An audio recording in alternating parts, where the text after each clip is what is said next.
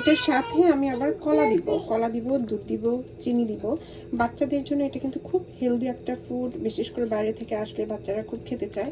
এটা একদম আইস হয়ে আছে, আমি এখনই করে রাখবো যেন আমার বাচ্চা স্কুল থেকে আসলেই তাকে আমি দিতে পারি।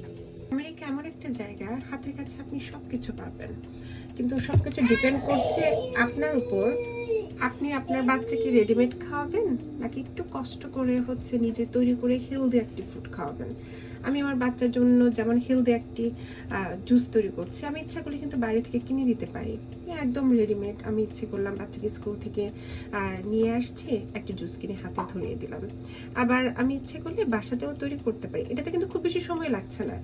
আপনি বেরিগুলো যখন কিনবেন ভালো করে ক্লিন করে আপনি ফ্রিজে রেখে দেন, হয়তো আপনার সময় নেই, ফ্রিজে থাকুক, যখন আপনার সময় হবে ফ্রিজ থেকে বের করে আপনি এটা তৈরি করে ফেলতে পারবেন। বাচ্চা এতে করে হবে কি, আপনার ক্যালসিয়াম পাচ্ছে, প্লাস দুধের সাথে প্রোটিনটা যাচ্ছে, প্লাস আপনার কলার সাথে আয়রনটা যাবে, আর বেরির সাথে অন্যান্য যে ভিটামিনগুলা, জিঙ্ক যাবে, ভিটামিন সি যাবে। এটা একটা হেলদি একটা ফুড হবে।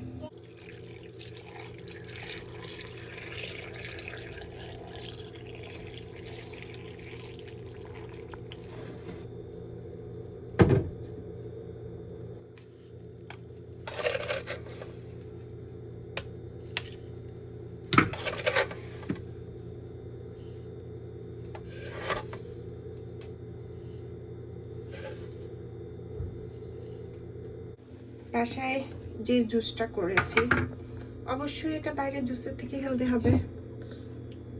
দেখুন ঘন করেছি আমি একটু, আপনার ইচ্ছা করলে আরো নরম করবেন, এটার সাথে দুধ মিশাবেন, কেউ যদি ইচ্ছা করেন পানি মিশাবেন। আমি বাচ্চাকে দিয়ে দেখি আমি এটার সাথে দুধ মিশাই। এটা আমার জুস, আমার বাচ্চা স্কুল থেকে আসে, এটার সাথে আমি আরেকটু দুধ অ্যাড করবো, কারণ এটা একটু বেশি ঘন হয়ে গেছে।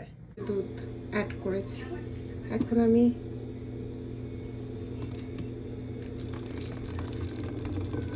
এটাতে রেখে দেবো। এই দেখুন এখন জিনিসটা পাতলা হয়েছে।